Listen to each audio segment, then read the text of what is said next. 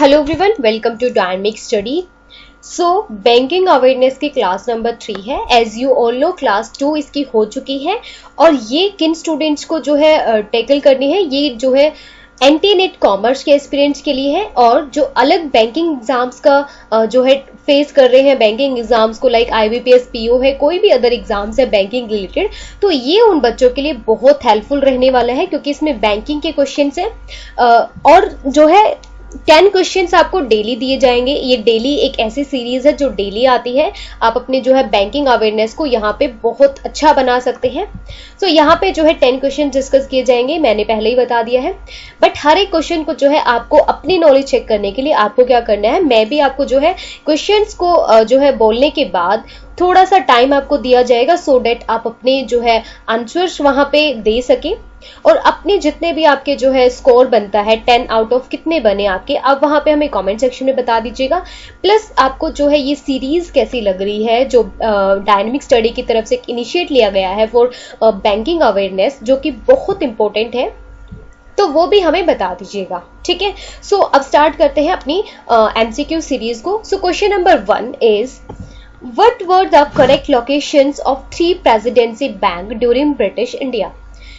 First is Calcutta, Madras, Bombay, सूरत, कैलकाटा, मद्रास, सूरत, मद्रास, बॉम्बे या बॉम्बे, कैलकाटा, सूरत। सो आपको इसका आंसर देना है। सो स्टार्ट कीजिए,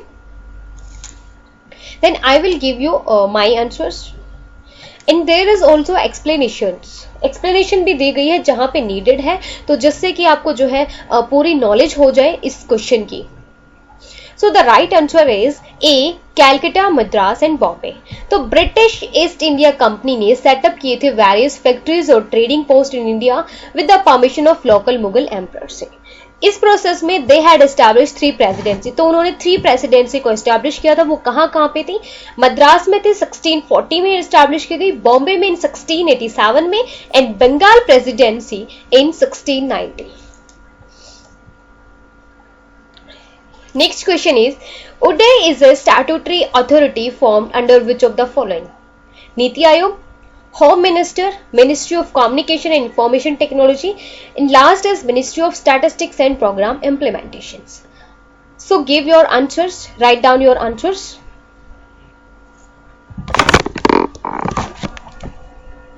And the right answer is C, Ministry of Communication and Information Technology. Question number 3. Aadhaar payment app has been developed by which of the following?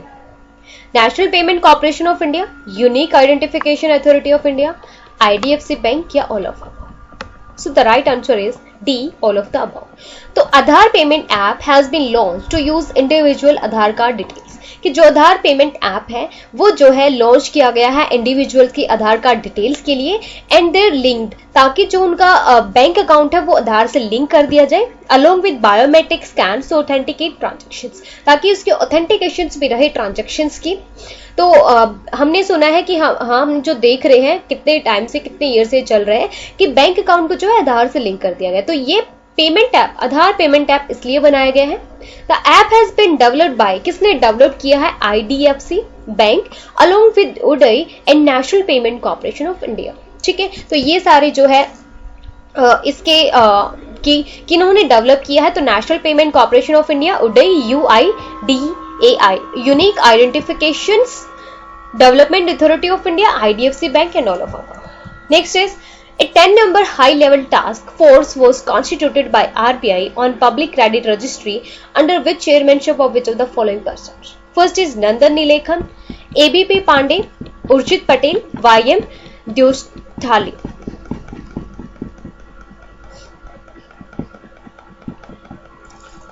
The right answer is D, YM Dewsthali.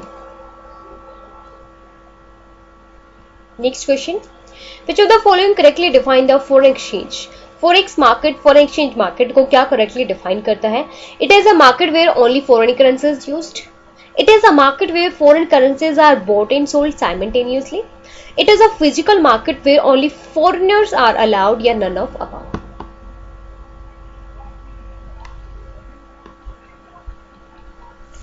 So the right answer is B, forex market एक ऐसी market है जहां पे foreign currency को buy and sell किया जाता है simultaneously. So explanation is there. The market in which international currency trades take place, where foreign currencies are bought and sold simultaneously, is called foreign exchange market. It is the framework within which banks, merchants, firms, investors, individuals and government exchange foreign currency for one another. ठीक है, यहाँ पे जो है currency को exchange किया जाता है. कौन कौन कर सकता है? Banks, merchants, firms, investors, individuals and governments. Next question is which of the following is not the type of exchange rates? Exchange rate इनमें से कौन से नहीं है? Ready, value term, backward transaction या forward transaction?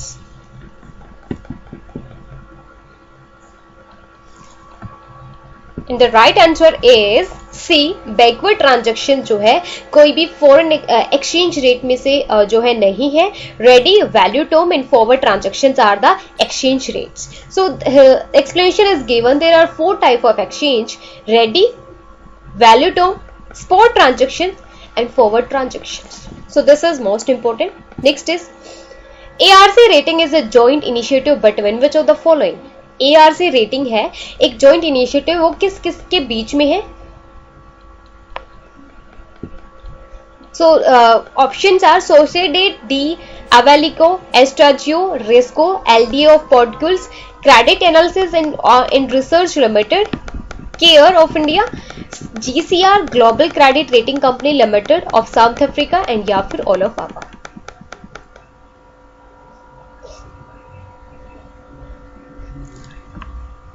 So the right answer is D, all of above. तो ARC क्या है? एआरसी रेटिंग एक इंटरनेशनल क्रेडिट रेटिंग एजेंसी है विद हेडक्वार्टर्स. इसका हेडक्वार्टर कहाँ पे है? लिस्बन में. एआरसी रेटिंग जो है ओरिजिनली फाउंड की गई थी 1988 में. एक जॉइंट वेंचर है बिटवीन सोसिएट डी एवेलिको, एस्ट्रेजिया डी ई रस्को, एलटी ऑफ पोर्टुगल, क्रेडिट एनालिसिस, ये सारी जो है इसकी अंडर में आती है. Next is Which of the following clearly define direct housing finance? Direct housing finance को कौन डायरेक्टली शो करता है? The first option is it refers to finance provided to individuals or group of individuals including cooperative societies. It is channelized by the way of terms of loan of housing finance institution housing boards. Next is bank finance extended to a person who is already owning a house in the town of village, या both A and C.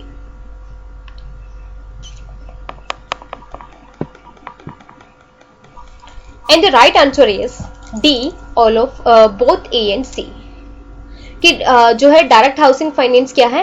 ये एक ऐसी finance provide की जाती है to individuals और group of individuals, जिसमें cooperative societies भी आती है, इंडिविजुअल्स भी आते हैं, ग्रुप ऑफ इंडिविजुअल्स भी आते हैं.